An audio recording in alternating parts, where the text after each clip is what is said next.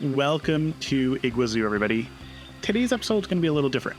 In fact, we're actually going to be doing a live tour of Igua-Zoo and where we stand with all of our temple builds, because for those who remember in the last episode, I did mention that we're going to be moving away from temple style and more into a different, more unique style. It's going to be a little bit more fun, add a little bit more flavor to the zoo, and keep it fresh for me, because it kind of gets boring when you build the same thing over and over and over again.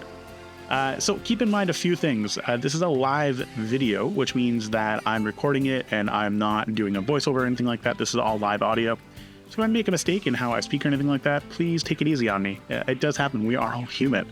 But we have quite a bit to showcase, and I also want you to remember that the zoo is not complete yet. So you might see some areas that are not going to be quite finished, and that's normal. We're still in the midst of building it, but I'm really just excited to show you what we've put together. And of course, to get your feedback on what your favorite spot was, what you really enjoyed, or what you think needs a little bit of extra TLC, if you will. Now, there's a few things we're going to be taking a look at, but ultimately, at the end of the day, we have 4 habitats that we're going to be looking at before we kind of get a little bit of a sneak peek of what's coming next in Igua-Zoo. But we're going to start off in our entrance, and I actually really dig how this entrance looks. The idea behind it was to have this temple style structure that was going to be at the top of a mountain, so you'd kind of come all the way up to the top. You know, might be man-made, so it may not be a realistic temple, but it's meant to kind of show that we're moving backwards in time. So we're seeing a lot of temple structures and like broken down walls and stuff like that, and I think I did a pretty good job in setting that up here. It was actually one of my first times I went in building an entrance that was purpose built for this particular zoo, and I kind of love the way it looks. Even the little footsteps kind of leading you to the path. Now we have 2 things. We have one hallway on the right and one on the left. On our left is our info booth. Oh, and we can see our little monkey. And oh my gosh, how did I forget our waterfall in the background? Reminiscent of Igua Falls, Iguazu Falls. So that's why it's called Igua-Zoo. It's because it's kind of a play on Iguazu. We also, on the right-hand side, we have a washroom, and we have kind of like a private staff-only entrance. The idea behind this is it leads to our quarantine. Although there's nothing there, do not go and look in that door. It's just going to be an empty hallway.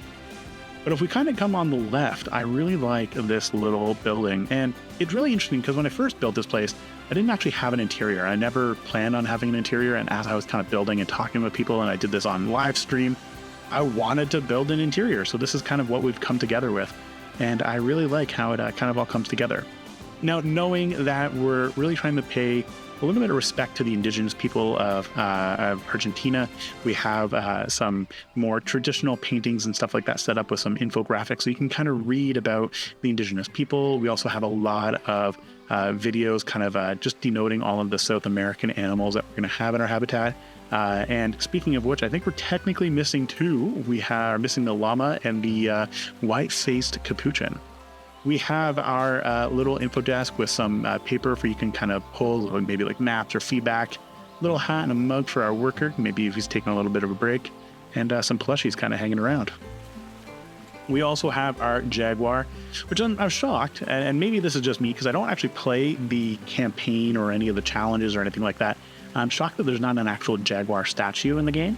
If I'm wrong, let me know, because that may mean I have to go back and start playing all these challenges and stuff like that. And of course, we also have a waterfall leading you to a pool of water. And what place, what kind of South American style zoo or building doesn't have a waterfall in it? I kind of like how this looks. And of course, we have all of our little stone benches, and they're actually fully interactable. So right underneath us is an actual stone bench that people can sit on. So it looks like it's they're sitting on the stone bench. I thought it was kind of like a cool little way of continuing the architecture all the way through. And then again, we have our brown-throated sloth, so another animal that we're going to have to add into our zoo.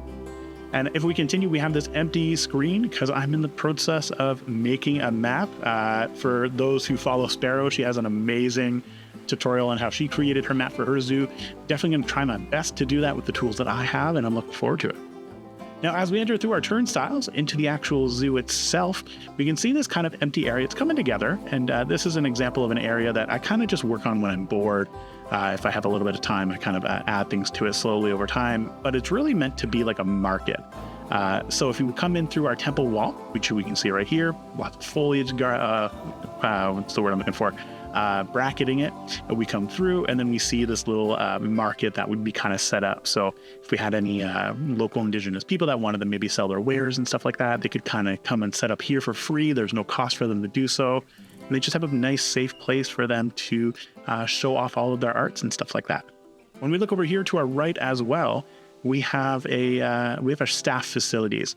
And the idea behind this is where you're going to come for our rest, our quarantine. We also have a few other buildings over here. And if you kind of look and spy through here, we can kind of see a little bit of a quarantine zone. And the way I've set it up is like the stone columns kind of act as bollards and prevents the animals from escaping, but also kind of gives you an idea that you can kind of just peek through and see it. Would you want to see into a quarantine zone? Not really, but I thought it was a great way to use the space here. Because we needed to set up a staff area. Of course, we have a lot more temple ruins. You can kind of see a little bit of a window grown over with some foliage and lots of little banisters kind of setting everything up. And if we kind of come over here, we see our trade center, keeper's hut, and vet center, which is really cool. And we'll kind of take a better look at the vet center on the other side when we get there. Now, our first habitat we're going to take a look at is actually going to be the first habitat I built for this zoo. And that is an unfortunate view right there. We saw a capybara kind of doing the business, but this is the capybara habitat. Now, the entire idea behind Igua-Zoo was it's always meant to be a challenge to improve my skills. And if you really want to challenge yourself to improve at Planet Zoo, you got to try to bite off a little bit more than you can chew. And that happens for me all the time. I tend to bite off a lot more than I can chew in this game, which is maybe a little frustrating, but the idea behind it is that if you challenge yourself, you can really see what you can build. And I think this is a perfect example of this. It's the first time working with our South American color palette and foliage palette and stuff like that. And in hindsight, there's a lot I would change with this particular habitat. And right off the bat is the lack of bracken. I love how bracken works in this game. I think it makes everything kind of pop and give it that jungly look. And we're missing a lot of it. So maybe one day I'll go back through, but I like to keep it the way it is because it kind of shows how we've improved. And I think by the time we get over to our fourth habitat, you're going to really see the changes in the skill level. And it just, I think, goes to show that as long as you keep on kind of pushing along, you build some pretty cool things. Now, not a habitat, but rather an exhibit. We have two exhibits set up in our zoo. We have our iguana. And I believe this is the lesser Antillean iguana, if I'm not mistaken. But I kind of like this. It's like a little exhibit. It's an outdoor exhibit. Haven't really built a whole lot of exhibits. And for those who've seen Ottawa Zoo, didn't really have any exhibits in there except for one area. And even again, looking at this, there's things that I would have changed to make it look a little different. But I still love this.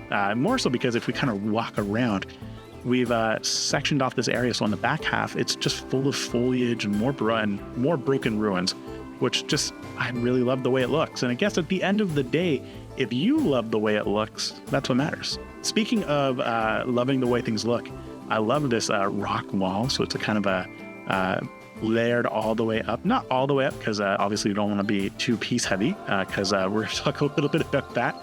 You might see that in the next episode. But I really like how this kind of turns out, and it kind of adds a little bit more depth. And not a big fan of the terraforming, so adding those rocks definitely added a lot of extra flavor. Now, as we kind of go around, we would take a look at our second habitat that we built for, which was just right here, actually, which is our giant anteaters. But before we get that, I want to kind of show off something that I hadn't really shared in the speed builds and whatnot, which is our backstage quarantine area. I actually love the way you can kind of see all the way through here. Thought it was really cool. But we have our quarantine center. You can see the door is kind of hovering here. It's because I didn't really know where to put it. In hindsight, maybe putting it off to the side and embedded in the stone would have worked better.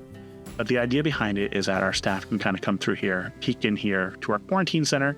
But I love this really cool looking gate. And it's actually based off of the gate for a lot of the rides in the game. So I kind of just popped one down and then tried to build it. I actually did this on stream, and I thought it was really cool that you guys got to come and hang out with me and got to see that kind of come together. Now, if you guys want to join the stream, because I'm trying to stream a lot more, because it just have a lot more fun.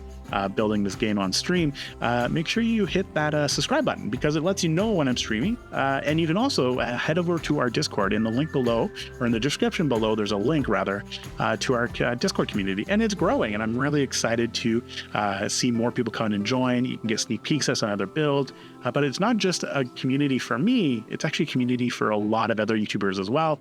It's called Gunter's Gaming Corner, more so because originally started off as something that was for Gunter's Gaming, but doesn't mean that we can't adapt over time. Now, I am going to tell you to ignore that empty area. We're still trying to come up with what I might do here, and instead, let's take a look at our giant anteater habitat, which I love this habitat. There's a few things that I need to remember as I start building up. One is I need some type of water filtration system over here, because lately I've been deleting and replacing the water over and over and over again, and they're not very happy about that. And number two is maybe I want to go back through and add some bracken, which I kind of did a little bit. I think on some of my free time I added some bracken here. But in general, I really love how this habitat looks. I think this is the perfect viewpoint. And in fact, you can see our education center just off to the rear there. And I want to talk to you guys a little bit about our education center before we kind of continue looking at the rest of the habitats. So for those who know from the very beginning, we had some type of a little story that was developing, and it was around Camilla Cortez. And this is actually called the Cortez Animal Education Center. And the way I like to think about it is that Camilla Cortez is a new up and coming animal lover. She really loves animals, and her parents actually are part of the board that's oversees Igua-Zoo in Conservation Canada, and they were able to help her get a role within Igua-Zoo as a junior zookeeper. And they've assigned her to learn the ropes with the giant anteaters, which I thought was kind of really cool. And as the story is developed, it's actually been developed by all of the people in the community coming here and providing some advice and some other names and stuff like that. And we have quite the roster of people I've been introducing. Now, for me, I get distracted really easily. So it's really hard for me to kind of keep up on the whole lore of Igua-Zoo. So I'm actually thinking about doing these really cool like shorts that'll talk a little bit more about the lore and kind of shaping it up as almost like an education or animal show and stuff like that. So I'm actually really looking forward to doing that. I have a lot of thoughts. And now the big struggle for me is taking those thoughts and putting it on paper, because that's where I struggle. But this is our education center. And again, we have kind of a children's area where they can come and play. We even have like this little wooden log. It's definitely not my idea. I saw in one of our community challenges from Lynn, and she had this amazing habitat for Bambi. I love the way this looks, so I thought I'd maybe add in a little log, which is kind of fitting for the giant anteaters because we want the kids to kind of crawl through and experience it, and some interactive items that we would normally find in the habitat as well. We have more education and more paintings from the local indigenous population, and of course, lots of education. And I'm really impressed with how this all came together. This is the first time I've actually really built an education center. Well, that's a lie. It's maybe the second time I've built an education center, but this is the first time I've really loved it. I guess it goes to show the more you play and the more you practice, and the better you become. This is actually something that I spent a lot more time on this than I really needed to. And more so because I spent a lot of time on building up this little area, which is kind of like our terrariums where we would find our natural foliage. And we can see there's some trees that are all kind of like sunken in and pivoted around a little bit. So if we were to look underground, it would just be a hodgepodge of trees and plants and everything like that. But I really like how this all came together. Even just having these river murals on the back from the Arctic pack, if I'm not mistaken, is pretty wild. Now, if we were to go through this door, it would lead to our backstage area. We're not going to go through this door because every time I do go through, it kind of goes a little crazy and a little wonky. So instead, we're going to make our way around, and we're going to take a look at the backstage area. And this is actually where we see our fourth habitat, which we'll take a little view shortly. But this leads to our backstage area where you can see our staff kind of phase through the wall. Really wish they would kind of go through the door, but can't win everything. But this is our backstage area. And again, a first for me in the sense that I loved what I did here. A lot of things that were custom built, and you're going to see them kind of just shared across all their other habitats. We have our keeper hut though, and a kitchen where you can kind of come in, wash your hands. This would normally lead to a garbage because I kind of built it based off of what I was seeing in the keeper's hut. And then we even have like a little cutting board, which is actually used the puzzle box from the the souvenir shop, flipped it upside down and just kind of sunk it in a little bit. So you can see those little patterns on it, but it kind of gives it the idea of a little cutting board. We have a fridge with some fruit in it, or not fruit, but rather vegetables, and then some shelving with enrichment items and whatnot. And then if you come back here, we have our den area. And this is the first time I've really focused on creating a den for this game. And I like to think I did a pretty bang up job on this. This is the first time I made something like this, and I learned a lot. And you'll see that as we kind of traverse through, we're going to see some changes to this, but we have 2 dens set up, one for each. We have a male and a female giant anteater, and they can kind of go through this center door if they need to, if maybe they wanted to interact. And then we have our gates on the other side that kind of close down. And if you look right up here, we have lights saying like, do not enter. And the reason why you don't want to enter is because the gate's open. So we don't necessarily want our staff to go in and give an opportunity for our giant anteaters to escape. Now, if we were to go to the other side, we can see our den barrier and habitat barrier. We have 2 buttons set up. So it's red lights. We're not supposed to enter, but we'll break the rules. We have our habitat barrier, which will slide down when we want to maybe come in here and clean. And then we have our pen barrier, den barriers, my apologies. So if they were to come in here and they kind of hunker down in their den, we can kind of close it off. Maybe if it was bad weather, something like that, or maybe we were trying to work on some health initiatives with them or something like that. So I really love how this backstage area kind of came about. We have some venting and stuff like that kind of sink through all the walls.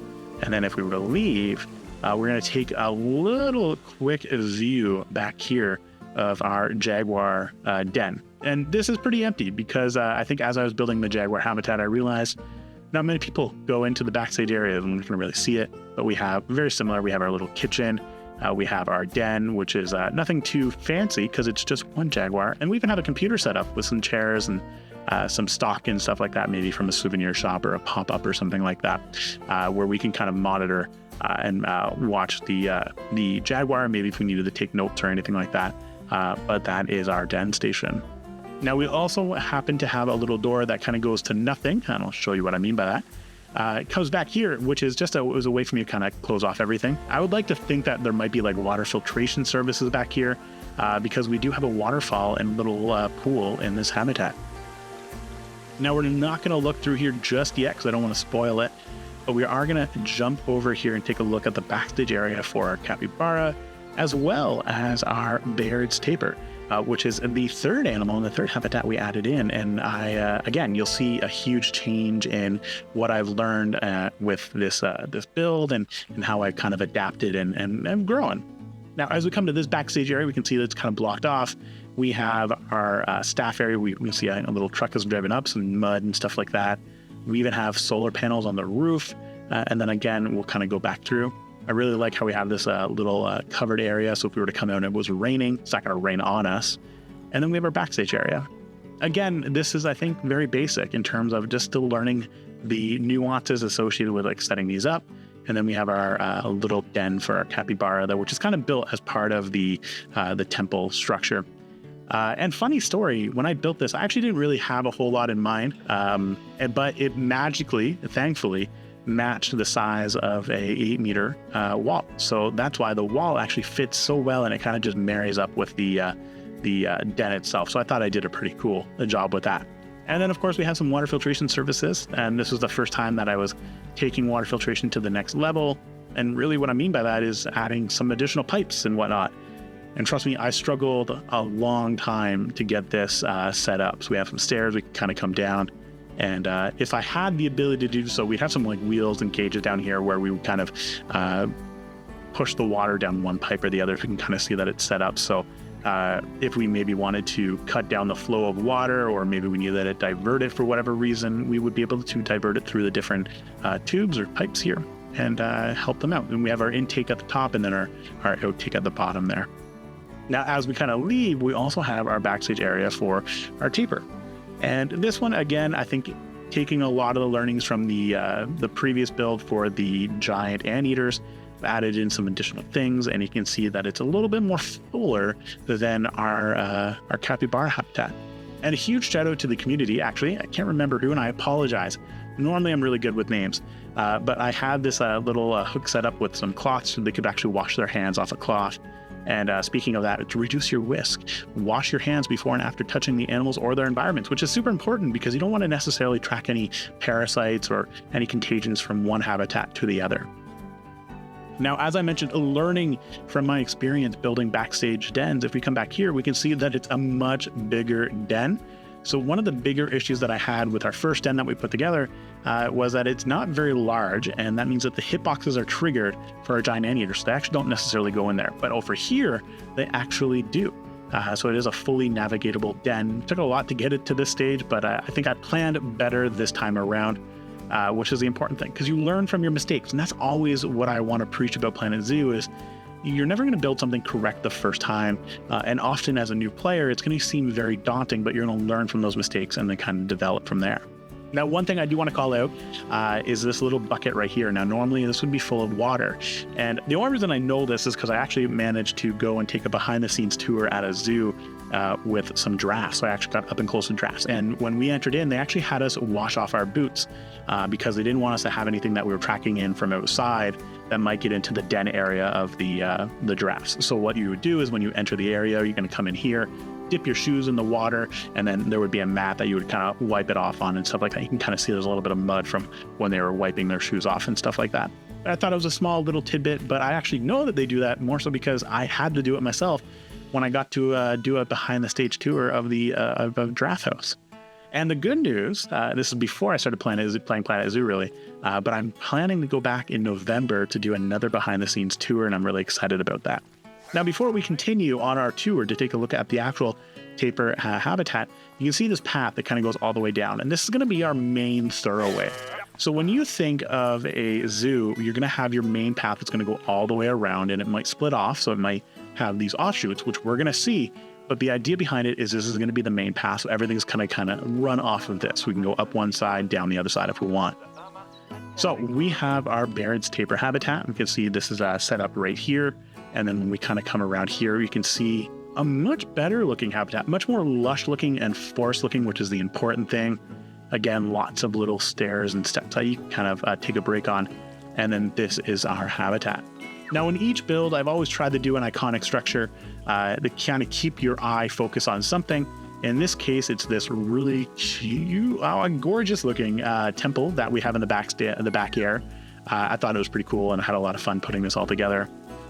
In our habitat for the capybara, we have this little archway, square archway, I guess. And I added one here. And speaking of it, I think you can spot it. There is our baby tapir. So we do have some additional tapirs in this habitat. We originally started off with 2. We now have a 3rd tapir. And I might have counted a 4th at one point when I was playing the game. I could be wrong though. But we have our baby tapir off in the distance. And I've gotten some name suggestions for it, but I've only gotten 2. So if you want to suggest a name for our new baby tapir, make sure you leave a comment letting me know what you think a name would be, and then we'll vote on it as a community. I think that would be kind of fun.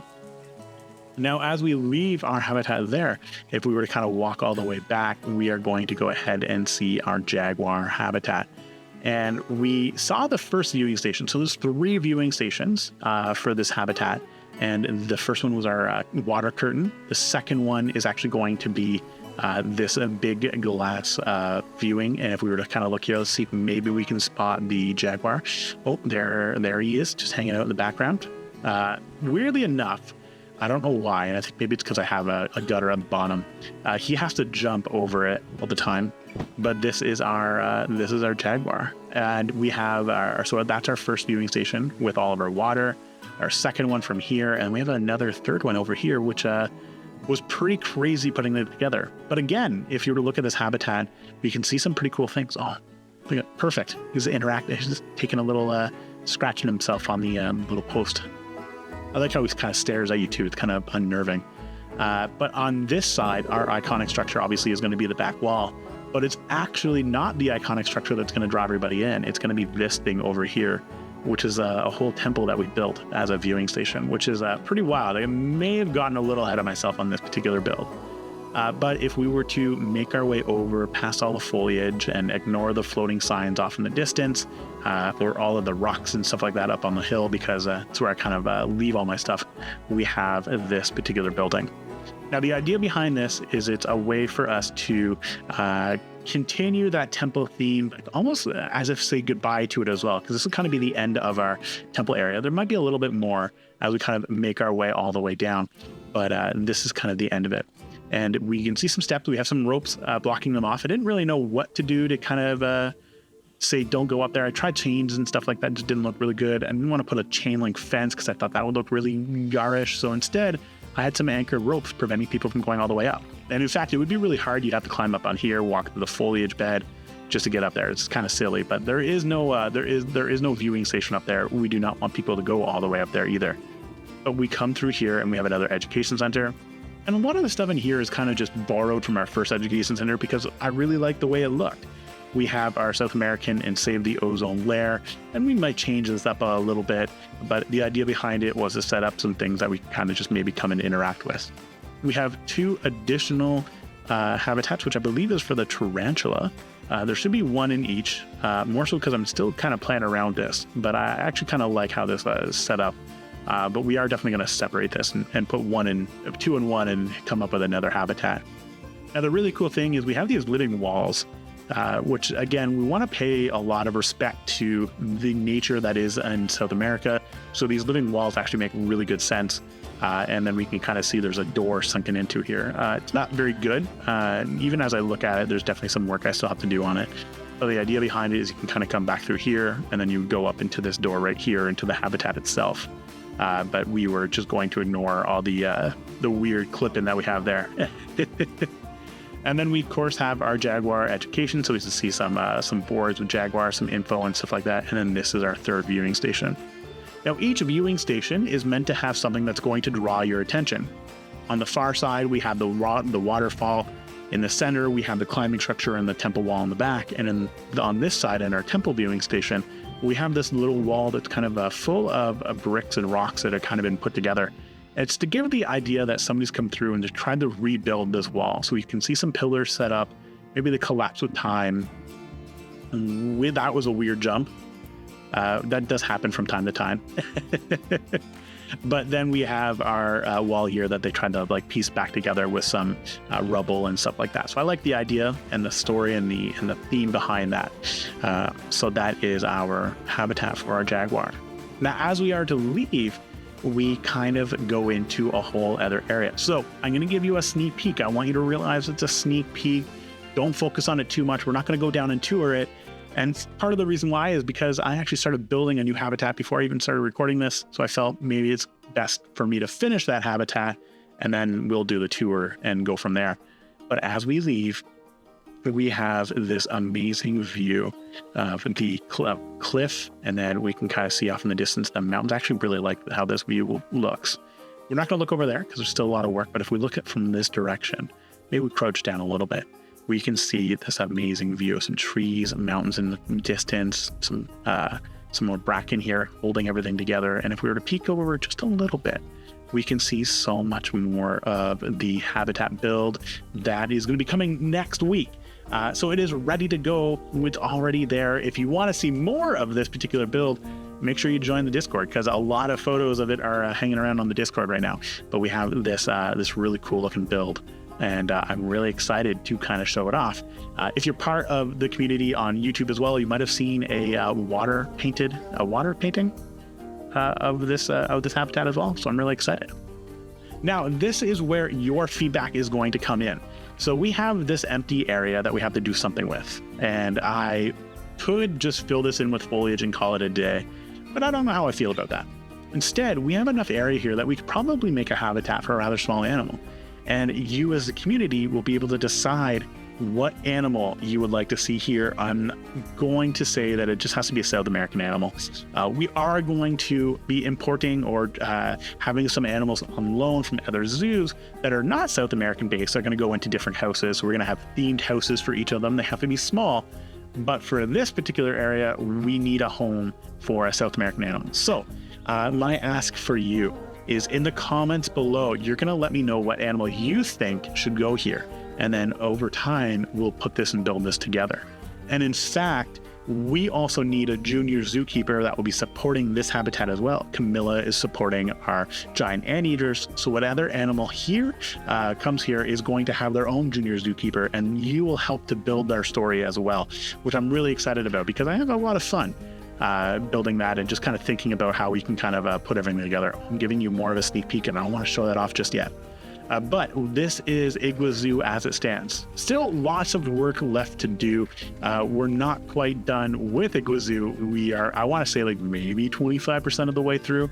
Who knows? This could go on forever. We could have some crazy builds, but I'm really excited to show this off as opposed to waiting until the very end to say hello to everything. So this is our temple area before we move on to a different area, and we're going to kind of build up that. And I have a lot of amazing ideas in mind for this, but we have a really long way to go for Igua-Zoo. So I do want to say a few things before we kind of get any further. First, thank you to everybody for your support and helping me to improve and become better. And I think we can kind of see with our jaguar habitat and our tapir habitat that we're definitely seeing improvement. And for all of you new Planet Zoo builders, whether you're console or PC, just remember that nobody starts off and is a perfect builder. And people will learn from their mistakes, and they improve and they grow with time. And that's no different for you as well. It'll take time for you to become truly amazing at Planet Zoo, and you will become amazing at Planet Zoo. Just got to keep on trying and practicing and asking for feedback. I can't stress enough that getting feedback from the community that's evolved for me and some of the other YouTubers has really helped me to improve. And I truly can't say thank you enough for that.